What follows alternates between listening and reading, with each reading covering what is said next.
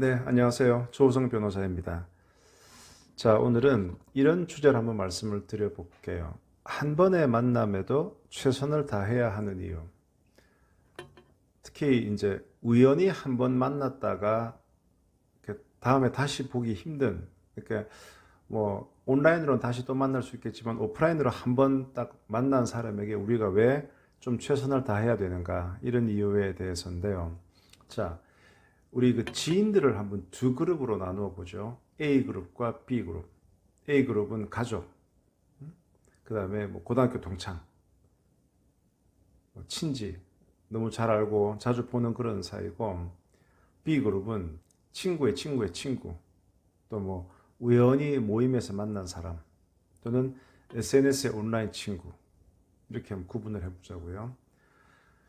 그러면 A하고 B 중에 우리의 삶에 더 큰 영향을 주는 사람은 누구일까요? 그 A는 가족이나 친지, 고등학교 동창, B는 친구의 친구의 친구, 우연히 모임에서 만난 사람, SNS 온라인 친구. 이걸 뭐 변호사인 제 입장에서 한번 얘기를 해보자면, 제게 사건을 소개시켜주고 저를 알리는데 도움을 주는 사람은 과연 누구일까요? 지금 이렇게 수행하고 있는 사건들이 어떤 경로를 통해 사건이 수임됐는지를 한번 제가 따져보는 경우가 있거든요. 이 사건은 어떻게 해서 나한테 왔지? 근데 보면 이 A를 통한 가족이라든가 친지라든가 이런 정말 가까운 사람의 수임보다는 B를 통한 우연히 알게 된 그런 사람을 통한 수임이 훨씬 사건 수임이 더 많거든요.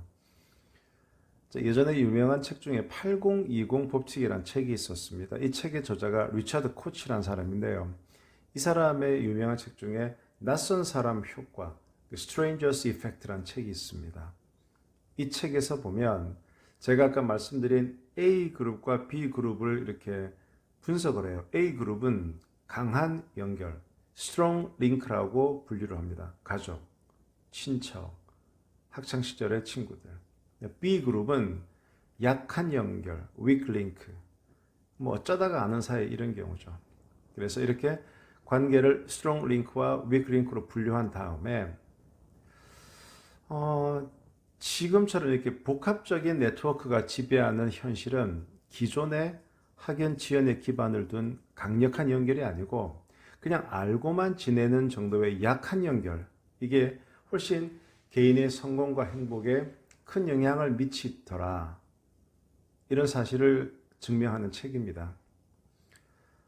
이 책에 따르면 현실에서 우리가 새로운 가능성을 열어나가는 기회는 오히려 약한 연결을 매개로 생겨나기 쉽고, 또 성공한 사람과 기업들은 무엇보다 이런 약한 연결을 풍부하게 갖고 있다는 겁니다.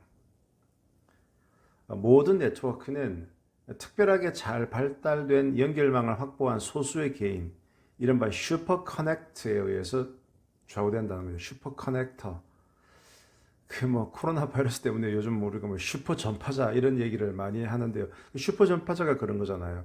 어떤 한 사람이 워낙 다양한 사람들을 알고 있을 때 그 사람 한 사람이 감염이 되면 확산되듯이, 이게 네트워크에서도 어떤 사람이 아주 이렇게 외향적이고 사람을 많이 알고 있으면 내가 누구랑 한 명 친한데 그 사람에 의해서 확 퍼지는 거예요. 그래서 이런 내가 얼마나 많은 사람과 접촉할 수 있느냐라는 것은 특별하게 잘 발달된 연결망을 이미 확보하고 있는 소수의 개인, 이른바 슈퍼 커넥터가 과연 내가 몇 명을 알고 있느냐에 따라 좌우되고요. 또 내가 언제 어떤 허브에 속할 것인가를 신중하게 결정해야 된다. 이 허브라는 게 공동의 목표를 위해서 함께 협력하는 사람들의 모임을 얘기합니다. 그러니까 약한 관계를 하더라도 그 약한 관계 속에 있는 사람들이 나를 알고 있으면 이게 확산이 빨리 된다는 거죠. 반대로 내가 스트롱 링크, 강한 관계에만 딱 얽매여 있을 경우에는 너무 이렇게 얽매여 있기 때문에 확장 가능성을 줄이는 부정적인 효과가 발생할 수도 있다는 겁니다. 자, 이처럼 이 약한 관계, 어쩌다가 한 번씩 만나는 사람들이 나를 어떻게 인식하고 또 그 사람이 누군가에게 나를 소개시켜주고 이런 것들이 훨씬 중요하기 때문에 이 한 번의 만남에서 최선을 다하고 그 한 번의 만남을 좀 긴장할 필요가 있다는 거예요. 무슨 얘기냐? 스트롱 링크, 강한 관계. 가족 간에는 좀 틀어졌어도 자주 만나니까 다음에 이것을 만회할 수 있는 기회가 또 주어지는 거예요. 그런데 뭐 친구의 친구의 친구 또는 뭐 어떤 모임에서 우연히 만나가지고 1년에 한 번씩 모이는 그런 자리. 1년에 한 번씩 모였는데 그날 마침 내가 기분이 별로 안 좋았어. 그래서 뭐 얘기하다가 뭐 툴툴거리고 막 그러니까 옆에 사람들이 느낄 때 저 사람은 왜 저렇게 말해 매너가 없지?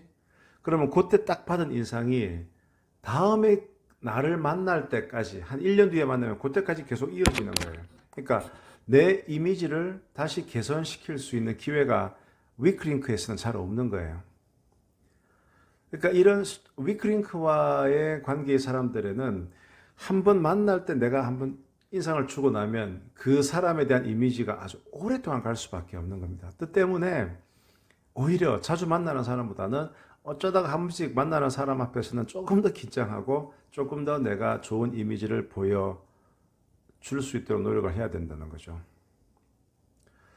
자, 뭐 물론 외면적으로 보이는 것이 그 사람의 100% 실상은 분명히 아니에요. 하지만 우리가 이런 위크링크, 약한 관계가 점점 확대되어가는 현실을 감안해 보자면 우리는 사람들에게 오랫동안 기억될 수밖에 없는 그 짧은 순간에 좀 최선을 다하고 또 타인을 배려하는 모습을 보여주는 것이 필요합니다. 나의 그런 노력이 나중에 어떤 식으로 나에게 되돌아올지는 아무도 알 수 없는 거겠죠. 네, 지금까지 조우성 변호사였습니다. 감사합니다.